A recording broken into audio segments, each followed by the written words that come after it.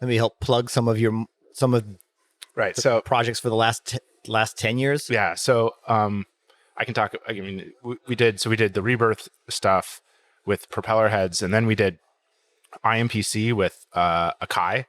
An IMPC is a iPhone and iPad version of MPC. An MPC, just like the 303 and the 808 and the 909 made acid techno, the MPC made hip hop.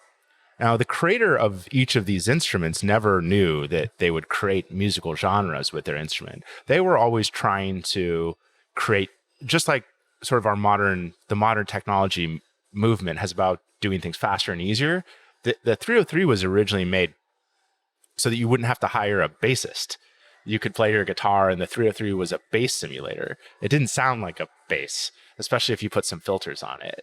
But and the 808 and 909 were meant so that you didn't have to hire a drummer. So these were not designed to make techno originally. No one knew that techno would come about because of these things. MPC likewise created hip hop, and again, it was designed to be a drum machine. But because of the ability to sample phrases in music, the idea was you could go and sample any drums you wanted and then replay them.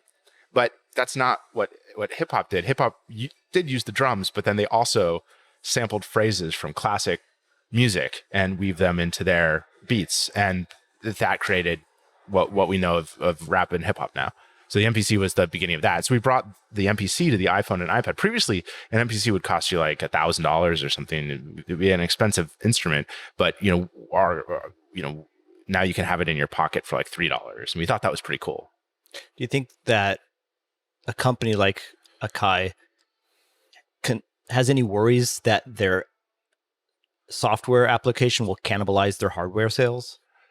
I don't know. I mean, I think they probably just see the mobile stuff as a way to get their legend and legacy out to as many people as possible.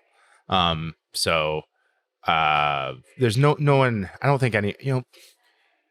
The desktop hardware is going to be more powerful and have more sort of capabilities than the mobile products. So I don't think there's any worry about that.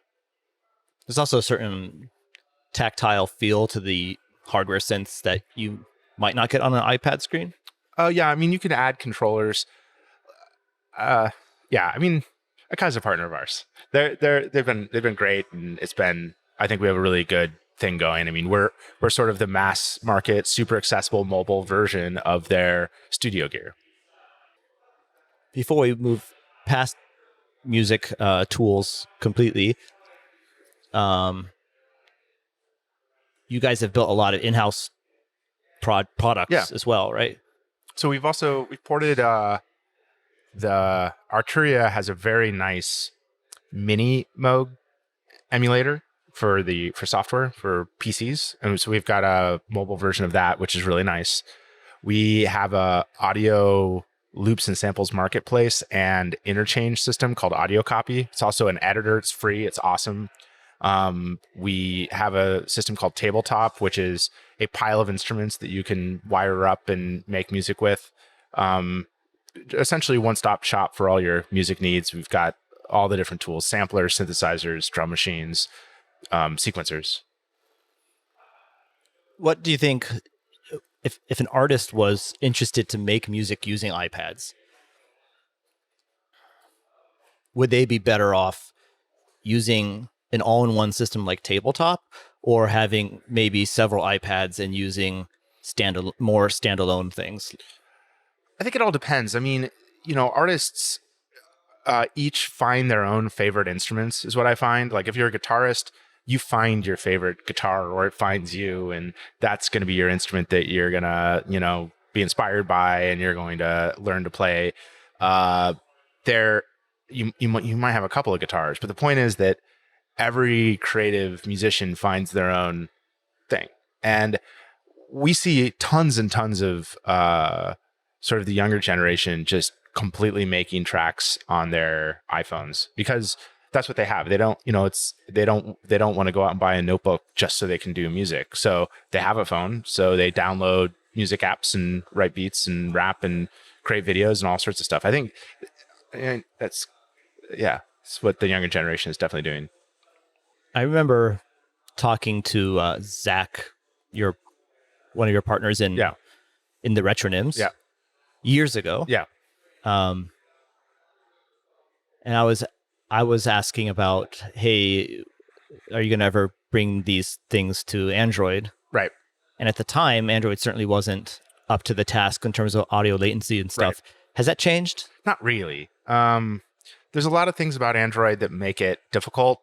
There's technical things which could be overcome, but then there's business model things. So the music creation fans are on iPhones. So that's one thing. So the density is higher.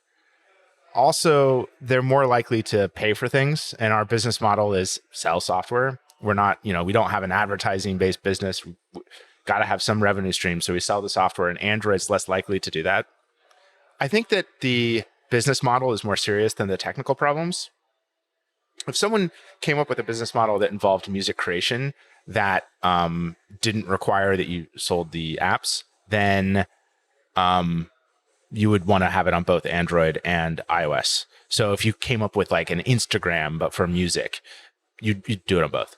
But if you're going to make apps and sell them, you can avoid a bunch of technical headaches and a bunch of design limitations that Android provides in the audio space, and just do iOS. And that's what we've been doing. Now we port to Android now